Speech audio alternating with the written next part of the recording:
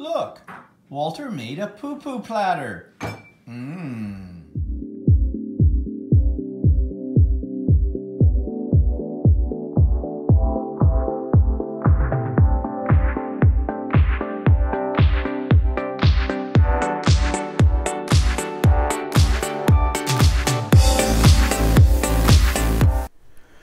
Good morning everybody, it's Stephen here for Bland Designs, and this is my weekly vlog number 67 for Monday, May the 14th, 2018, and I hope everybody's doing okay. And so let's just jump right into it. Okay, here you go. Surprise, surprise. Not a surprise, I know. Another quilt. This is a quilt that's made with my own fabrics. These are my own fabrics, these are not. The blue stuff is not mine. But these colored ones are mine, and they're my fabric made from my art journals, as you know. So anyways, I'm in the process of quilting this one, so it's not finished yet. It hasn't been bound, as you can see, and I'm really happy with the way it's turning out. It's my own design. I figured out how to put these things together to give this pattern. I mean, it's a very simple design, of course. It's not, you know, anything earth-shattering, but I think it's turning out pretty good. The quilting I'm doing right now, and you can't see it, I've got up and around here done. I'm just doing diagonal lines with the walking foot. I'm doing it in a light gray thread because I didn't really want it to, this is still a fairly busy quilt, so I didn't want to use anything that was bold for a couple of reasons in my quilting. If I used a brighter color, it would just make this even more, you know, complex, and also you don't see mistakes as readily with a lighter thread. Now, you ready for this? Check the back. Isn't that wild? That is a really wild fabric, and when I saw it, I had to have it. Actually, for the first time, it was recommended that I wash that particular fabric I'm using on the back. Just let me get perched here on my stool and things readjust it. Okay, I think that's okay. Okay, and they said because the black in that material will bleed. And one lady said she washed it 8 times. It doesn't change the color. It doesn't make it go, like the colors still stay bright in it, but I guess it's just the way the black dye is. And if you remember, I was looking for those die catcher sheets, and I never found any here in any of the grocery stores. So I ordered some online from Amazon. They're coming from the UK, but I'm not going to see them until the end of the month or so. In the meantime, though, when I was over at the Ultimate Sewing Store, they said, oh yeah, you can get those sheets, but you have to go to a Metro. A Metro is a grocery store that we have here. And she said it's called Dr. Something with a B. And it turns out I think it was Dr. Beckman or something like that. They come in a package for about $5. I think there were 30 sheets in the package, and I got some. There they were, lo and behold. And I put them in with the material, and I washed the material 3 times. And those die catcher sheets work really well. It caught the black ink that's in them, or black whatever they use to print with. And but all 3 times that I did it, the sheets came out pretty dark. I didn't want to go any longer than 3 washes. This quilt will probably never be washed anyways. But anyways, I've never used those sheets before, and they do work. So I recommend them. In the States, I think they have lots. There's ones made by Shout, you know, the laundry detergent people. And there's some other companies too. But the ones that I have ordered, they're coming from the UK for some reason. Anyways, just a little aside on that, and just give me one little second here. I need to grab a Kleenex because for some reason, oops, I'm knocking things over now. For some reason, I've got a little bit of a runny nose. Could be allergies. I don't know. Never had allergies as a kid that I'm aware of, but now that the nice weather has come, we finally have a sunny day outside. I'm not sure what the temperature, haven't been out yet. But of course the trees are all leafing out and other things, and so there's pollen in the air, and I think it does affect me. Walter's been complaining too about his sinuses bugging him, so I think it's the same thing. Okay, moving on. So that was my latest quilt top, and I did show yesterday on Stephen Walter Live. The other quilt that I finally got finished is the one I was picking all the little pieces out of, or in the quilting, because I changed it. And I have to say, I'm very proud of myself on that one. It came out well too. I have noticed that my quilts are getting progressively bigger as I get a little bit more confident with the quilting in the machine. This quilt behind me is quite large. I think it's my largest one yet. It's 50 by 50. And there are some problems when your quilts get bigger, but you know, you need a big quilt if you want to actually put it on the bed. Someday I will make a queen size quilt, and I would like to make it for our bedroom. We're actually in the process of starting the redecorating, and when I say we, I mean Walter. We bought the paint we need for the living room, and we bought paint for the bedroom, and Walter, at some point, he's going to start the painting process, and then after we get them painted, we need some new window dressings. We're going with type of blinds. We have most of our windows in this house, we have replaced traditional drapes with those blinds, those cellular blinds that, you know, they're stringless, you know, lift them up, pull them down. I like the look of them. They look very modern, and we're trying to go with a more modern look. And then we'll have to look at what we're going to put on the floor, because I think I've had this discussion with you before. We need to replace our carpeting in the bedroom and in the hallway and in the living room, dining room. And we need to replace the floors in all the bathrooms and in our front foyer. That's going to be probably the most pricey thing about this decorating business, this updating, but it has to be done. As I've said before, the 90s are calling. They want the living room back. So anyways, maybe I'll do a short video at some point when Walter gets started with all of this, you know, to show you what's happening. Okay, so let's see. There goes my email. Forgot to turn it off. YouTube channel of the week. This comes from Anita. Anita is on Stephen and Walter Live quite a bit. She sent me an email with some things on it, which actually I read and discussed yesterday on the live, and the link's below as usual, so you can check that out if you're interested.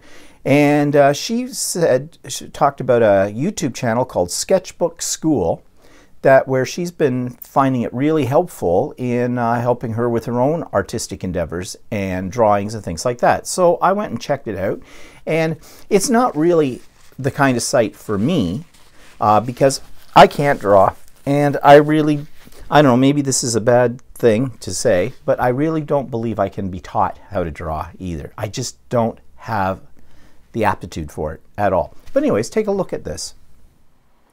This week's YouTube channel is one that was recommended to me by one of my regular viewers of Stephen and Walter Live, and that's Anita Johnson. She recommended Sketchbook Skool. Now, this is a little different type of YouTube channel because if you're interested in learning how to sketch, how to draw, there are a series of different artists who present different programs on this YouTube station. Anita says that she's been following this for some time now, and it's really liked this, and it's really helped her out with her drawing. So if you're interested in looking at some material that seems to be free about how to draw, then Sketchbook Skool is probably the site for you. So, for persons of interest this week, I don't have any. Anita sent me a really nice email with a bunch of stuff in it, and I've already used that on Stephen and Walter Live, so I'm not going to go through it again. I've had a few people say they're going to send me some things, but you know, life gets in the way. So anyways, I haven't anything for this week. I did mention last week though, I'm thinking why not send me a video, a quickie little video about, you know, maybe where you live, not to be a stalker or anything like that, but you know, maybe where you live, your area, what you're working on, your project, something you've seen that's interesting, whatever. It doesn't have to be a terribly long one, you know, 30 seconds to a couple of minutes would be just fine. And everybody's got a cell phone pretty much that can do a video, so you know, people are probably shooting videos all the time, like for themselves, and not really thinking about it. But again, don't be shy. Send something like that to me. Let me share it with everybody else on here, and I think that would be really interesting. Also, if you want to do a review, as I've said before, about a book, a resource, a YouTube channel, something like that, either in written format or you could do that as a little video too. Send it on to me. It's great if other people get other people's opinions and perspectives on things, I think, here. Okay, so speaking of resources, they're all listed below. There's Stephen and Walter Live. There's the Idiot Quilter, episode 7, where I talk about quilt number 6, and that's the one that I just finished. And there's a link to the book that I'm going to talk about in a few minutes, and there's a link to Sketchbook Skool. And Sketchbook Skool, school is spelled S-K-O-O-L. Guess they're being cute. Okay, what's pissing me off this week? Well, I've got it, it's actually blank on here, but it just came to me now, and it's in relation to this quilt. Now, I don't know what it is, but people, when they see a man come into a woman's, traditionally a woman's, or associated with a woman's hobby, like quilting, like scrapbooking, like card making, that kind of stuff, they become extremely helpful. And they're just trying to do something nice for you. But to the point where sometimes I don't need that help, but I don't want to be rude. Case in point, on the weekend I went into my sewing store and I needed the background fabric that I showed you for that quilt. Now, I did know that fabric comes in, there are some fabrics that come in a double width because people don't want to necessarily always piece the backing of their quilt. To this date, I have done that all the time. I've never been able to get one piece really big enough. But I did hear that they had these double ones. So that material was a double width one. So I figured I need about 2 meters. The ladies in the store, oh no, you don't need 2 meters for that. They knew the measurements of my quilt. I told them 50 by 50. You need 1.3 or 1.3 meters of that material. I'm not sure what calculations they used to come up with that, but they kind of looked down at their cutting mat and something, and I don't know if they have a chart on that or whatever, but they come up with this 1.3. And I said, well, I might want a little extra though, left over, enough to do the binding, because I'm thinking I'm doing the binding in the same background material. And they went, oh, but so I said, I'll take 2 meters. Oh no, you don't need 2 meters. You'd have way too much material left over. Well, that doesn't really bother me because it'll go in my stash and I'm sure I'll use it for another project somewhere down the road. So that's okay. If they're trying to save me money, it doesn't matter. It would have cost me about $3 to $4 more to get 2 full meters as opposed to 1.3 meters. Okay, but they're the experts, so I bowed to them and went with their suggestion. Mistake. I should have stuck to my guns, because that material was not, it was wide enough one way, but not wide enough the other way. Okay, it was about 108 inches wide and I got 1.3 meters. I really needed probably about 1.5 meters. And then I wouldn't have had to piece it. Then I had to figure out, how am I going to cut this big piece of material so I have a minimal amount of piecing? I tried all kinds of mathematics and configurations, and I finally decided to put a border of the same material all the way around the outside of it, about 4 inches of material, and that gave me enough to have the overhang, because you see there's, where's my finger here? You see here the white? I'm doing this in an awkward way, I know. The white that's right here, that's the batting underneath, and you have to let it hang out when you're quilting, and then I'll trim that all off before I do the binding.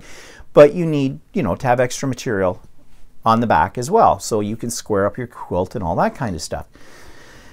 So I have this border. You can't tell, but I still had to make the pieces. I had to sew them on. So my whole theory of using one big piece and not having to piece it went right out the window.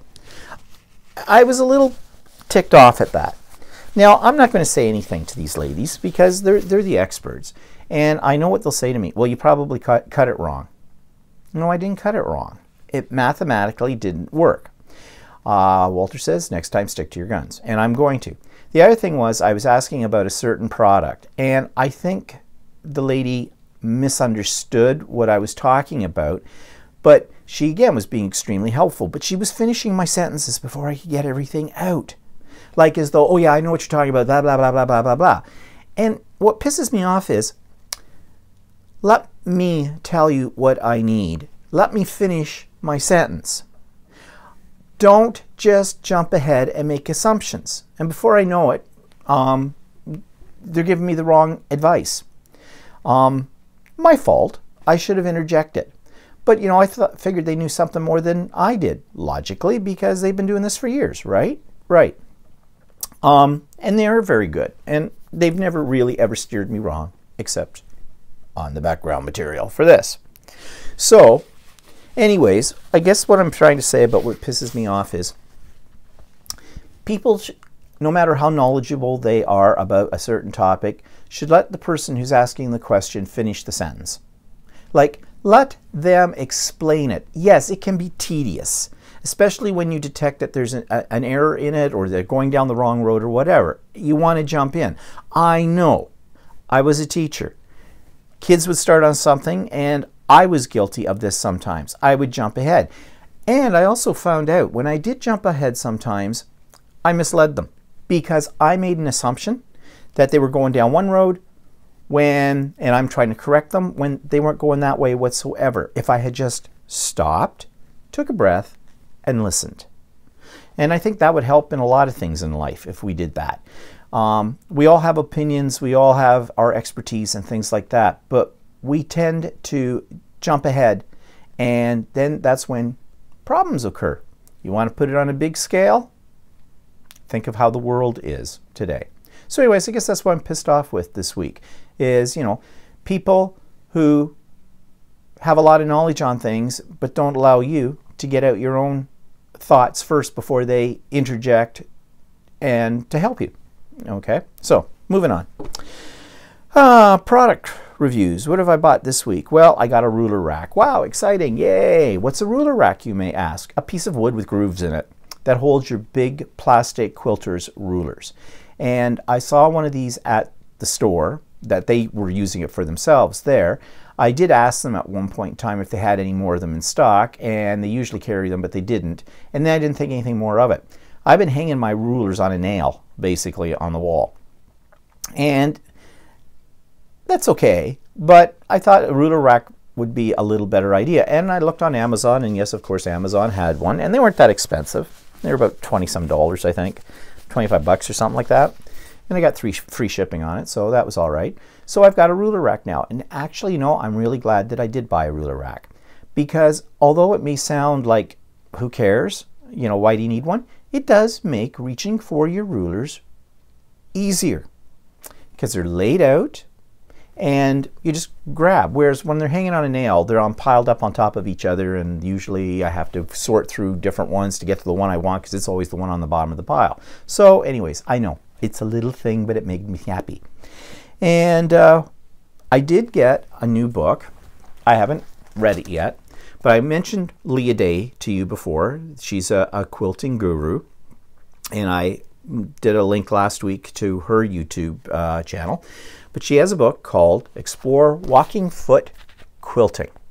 And I'm really interested in this because walking foot quilting means it's kind of a transition, I think, into free motion quilting. You can do a lot of designs with your walking foot, but the beauty of the walking foot is it guides you. It pulls your quilt in, because it's like feed dogs on the bottom and feed dogs on the top, and it just gently pulls your quilt through so you have more control. And although you can't, there are some designs you just can't do with a walking foot because it's more, you know, angular, straight lines, things like that. Although last night I was watching a video on YouTube by another guru of the quilting world, Angela Walters, and she was showing how you can you know, do some interesting geometric shapes in things like triangles, which you see the blue space triangles there? I think I might try that. So the walking foot I think is going to help with that, but I've got that book. So let's see, what else? Oh yeah, when I was in the sewing store the other day and I was showing them some of the fabrics that I've made that I had Spoonflower do for me, and they came up, they showed me this design because they thought of, I said, I hate to cut up my own material now because I really love it. And they said, well, why not use it as panels? And they gave me this pattern. Well, they didn't give it to me, I bought it. But it's really interesting. So you see in the center, there's a panel with a picture on it, and then they've quilted out from there. And I kind of like this design, and I think it'll look good with my own fabrics as well. So I bought the pattern, and I haven't taken it out of the bag yet. Doesn't look, it looks almost like a variation of a rail fence or a log cabin style, but I like the colors in it too. In this one, I mean, mine's not going to have those kind of colors, but you know. But anyways, that's probably going to be my next project when I get this sucker done. Okay, so what else can I tell you about? Oh yeah, just as an aside, I know it's all about sewing and quilting these days. It really is for me. So I have a little job for Walter. I want to make a giant combination cutting pressing board. Now I have tables set up in my sewing room. You've seen those on the Idiot Quilter. But what I want to do is actually take a piece of plywood. I've measured it out. I need it 4 feet by 5 feet. I want it about a ½ an inch thick, so it's pretty heavy. And I want to cover it with batting and then with canvas, just like I did with my smaller pressing board. And so essentially what I'll have is a 4 by 5 pressing board, but I can put my cutting mats on top of that, and so I have space to cut.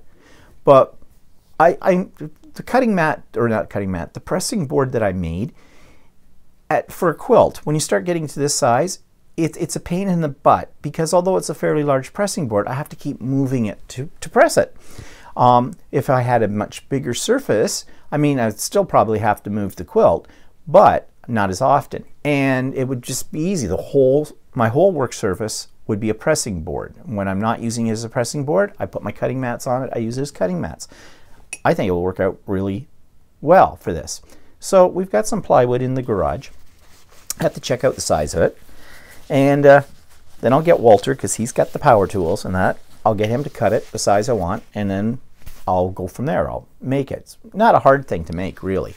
But that's my plan. So we'll see how that happens. And if it works out okay, or if it doesn't work out okay, it doesn't matter, because you know me, I'll show failures. I'll put it up, I'll do a little Idiot Quilter episode about that. Okay. Book review for this week. Went into my stash, and I have this, 101 Mixed Media Techniques.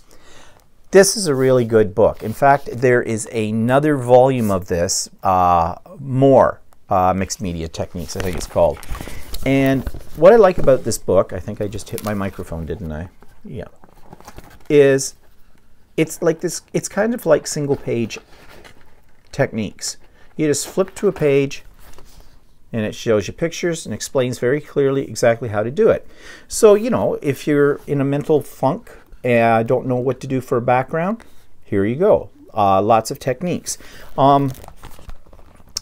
And the thing, too, that I like about it is because I usually share a background technique with the people in my art journaling class each month, this gives me some more ideas, because, quite frankly, after 15 classes, I'm running out of background technique ideas.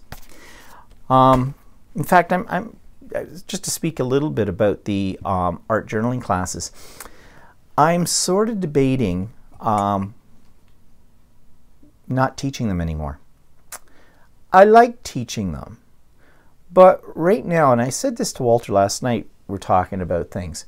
My focus has changed so much in the last few months since I discovered quilting. I'm not as interested as I used to be in mixed media and art journaling and all that kind of stuff, which I find a little bit sad, because that's something I always enjoyed. But I've got a project sitting over on another table over here, and I'm going to do a video about it if I ever get it done. But it's been sitting there for a week, and I've been adding things to it. And it's basically what they call a reverse canvas, but I prefer to call it taking a canvas frame and making it into a sort of a shallow shadow box. And I've got elements that are there, and I've got them laid out, and it'll be three-dimensional, and I'll have to paint them, and I don't know what else I'm doing with it. So as I look at it each day, I add another piece. I haven't stuck anything down or anything like that. I'm going to do a video about it when I get to the point where, you know, I'm inspired to actually get working on it instead of just throwing odds and ends at it. But I just don't have the same interest as I had before for some reason. And I have all this equipment and things like that, you know, look, my stash of stuff, you know about that. So I don't know. I don't know what to do. So back to the art journaling class. I know the ladies enjoy it, and I don't know. I haven't made any decisions about it yet. We have one more class before, you know, the summer where we take a little break, July and August, because people go away off to their cottages and things like that, or trips. So after the one in June, we won't pick up again until September. But I don't know. I'll see. I'll see. Yeah.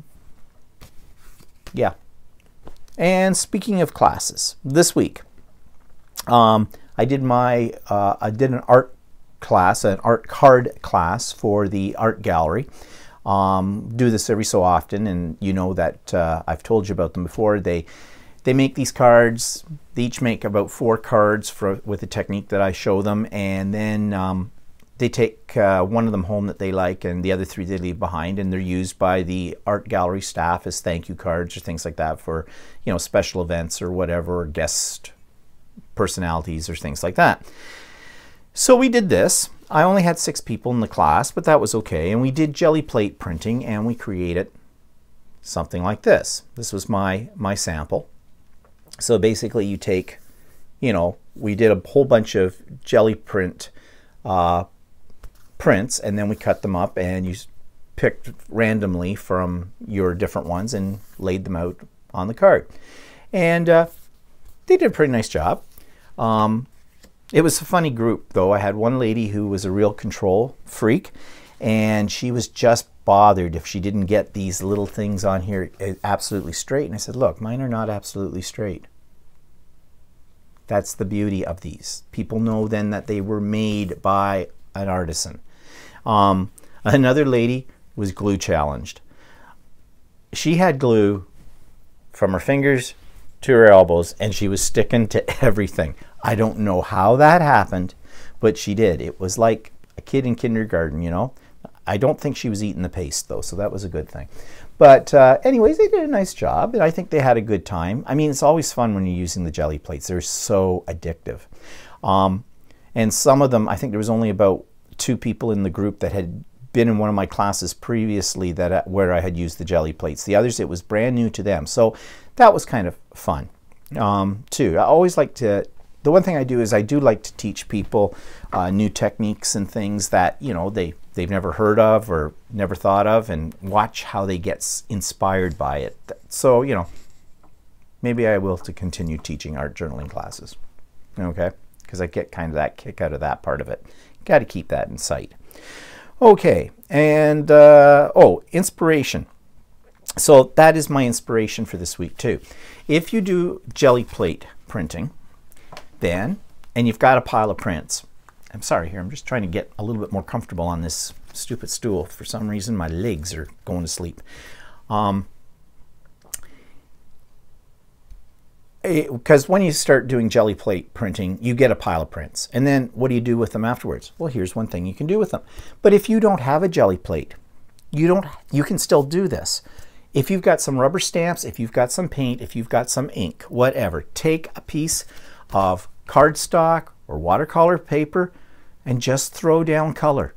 Don't worry about trying to make it look like anything. Just throw down color, make it really abstract, do some rubber stamping in it. That's what these letters are in here and these things here. Just slap it down, doesn't have to be a perfect impression. Let it dry, cut it up, cut up several of them, you got a card, you know, or a background for something. It's really easy to do. I also find it very therapeutic because you let your mind go. And that's what this one lady that I said was the control freak, she wasn't used to that. I kept telling them, do not think about it. In fact, I'd put them on a timer. I said, okay, we're going to spend the next 10 minutes, now that I've shown you the basic technique, on making prints. Don't think about it. Pick colors, throw them down, take a print, move on, do this. Then I did the same thing when we put a layer of rubber stamping on it. I said, you just slap it down, you don't worry about it, just grab whatever's there. Don't overthink it, because you're going to be cutting them up anyways. And they will come out beautifully. And they did. They all came out beautiful. So I think when it was a struggle for her. I could see that because she was a very precise person. And I could identify with that because I tend to be that way too. And I guess that was the beauty of getting into art journaling. It took me a while just to get out of the whole idea that you have to have everything planned and you have a certain vision in your mind as to what it's going to turn out like. And then when it doesn't, you get disappointed and discouraged with it. Best way not to be discouraged is not have any expectations. Don't think about it. Throw on some music, throw on a television show, whatever, a movie, and just slap stuff down on a piece of paper. That's all you need to do. And it'll work. That's what I have found.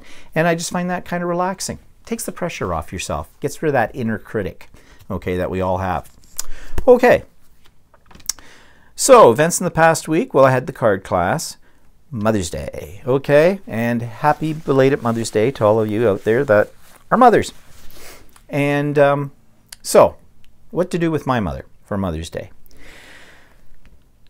To be honest, and I'll be honest about this, I hate Mother's Day and I hate Father's Day. I don't have to worry about Father's Day anymore because my father passed away 4 years ago. But I still have my mother. What do I hate about it? Well, what do you get your mother? What do you do with your mother?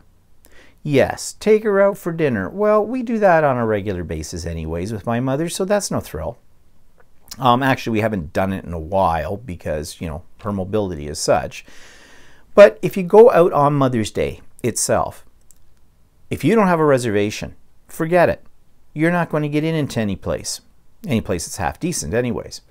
Also, a lot of these places capitalize on the holiday and they'll have a fixed menu that at an inflated price.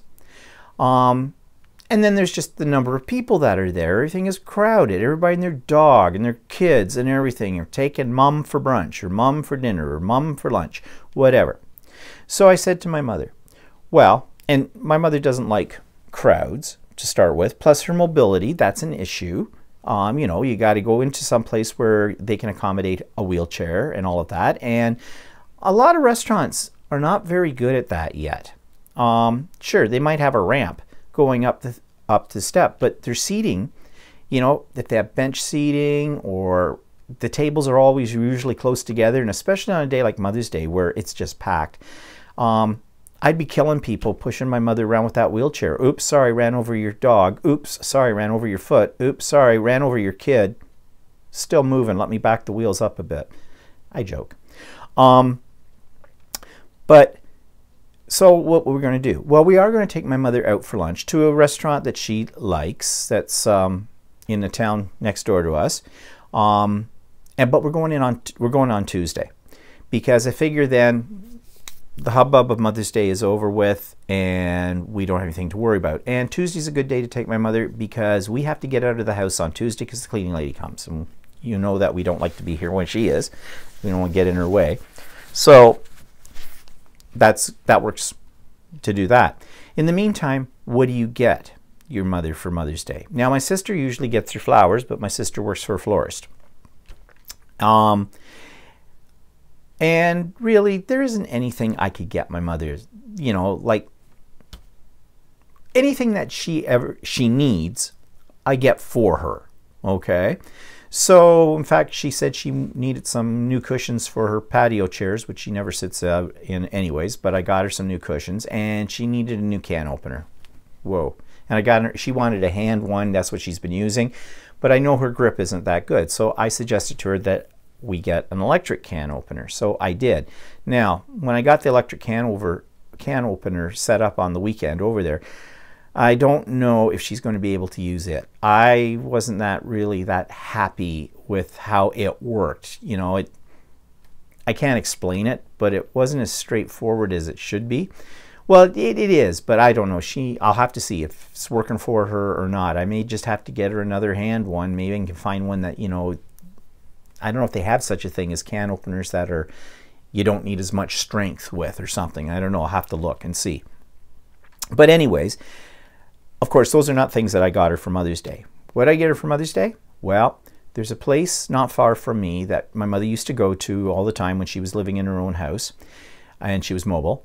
And they're like a country store kind of a thing. They have frozen foods. They have a bakery attached to it. They have a craft area, you know, where they sell, you know, crafts, things like that, scarves, placemats, you know, that kind of stuff.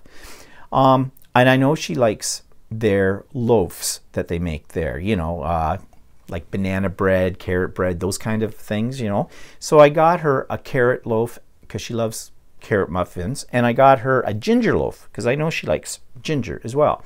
And their loaves are usually pretty good. But while I was there, they have chocolate. They also make chocolate, sort of, or get it from someplace. And, you know, my mother's got a real sweet tooth. So I bought her a whole bunch of different types of gourmet chocolate stuff. Put it all in a little fancy bag and, you know, did it up. And that's what I gave her for Mother's Day. Now, my sister will be pissed off with me about that because she thinks my mother eats way too much candy. My theory is, yeah, she probably does eat too much candy, too many sweets. My mother is a little woman. She's not very big. She's, you know, maybe 108 pounds soaking wet. And she's almost 78 years old. And if she wants to eat chocolate all day or suck on a mint, so be it. It's her life. At this age, who cares? Enjoy it. Enjoy it. So I loaded her up with sugar. And then when we were over there too, we did a little bit of housekeeping as well, even though she's got a housekeeper now who comes Tuesday to her place. Comes once every 3 weeks, I think. Although Walter isn't really sold on this lady because he was looking around my mother's apartment and thought, this woman, there are things she is missing. But I said, she's only been there once and she has to get a routine down. And she said to my mother that, you know, she would, as she got used to it, there'd be certain things she would do on one visit, certain things she'd do on another visit, like, you know, heavier cleaning stuff. So my mother seems to be happy with her, and that's all that matters. That's all that matters. And my mother's not a pig, so, you know, it's a fairly easy clean job to do. But it does need to be cleaned because my mother can't manage it on her own.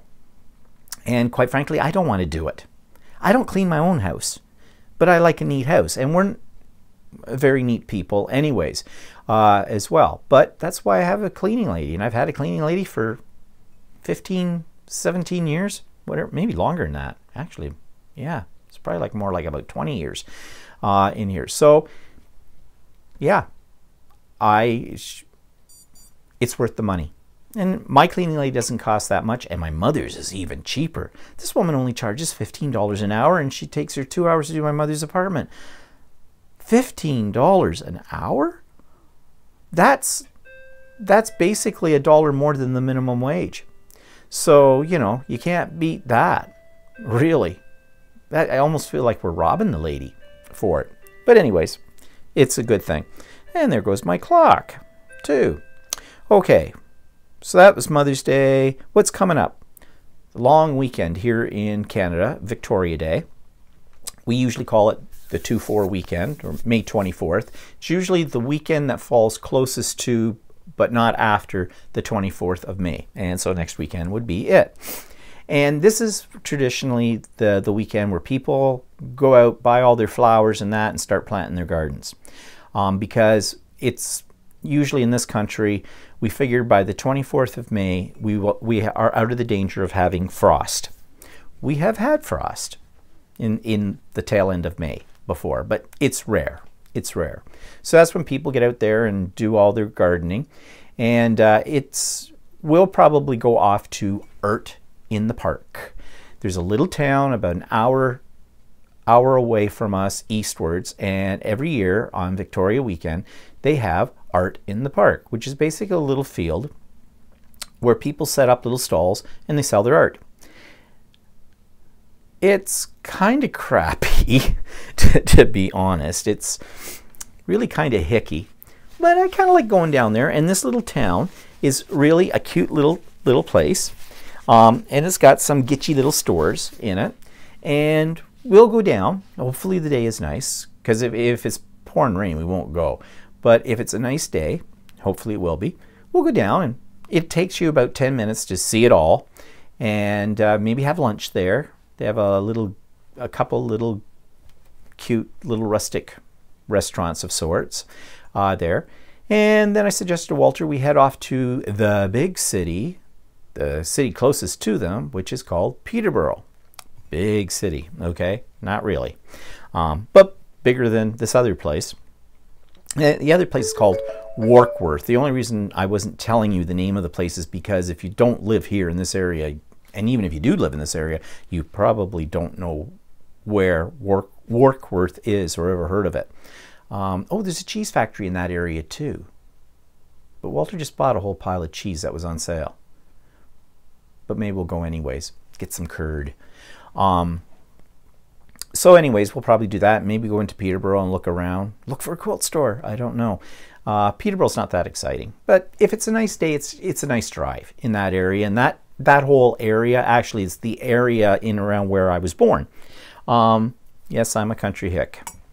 You know, I was born in a town where sisters marry brothers. At least that's what we always said.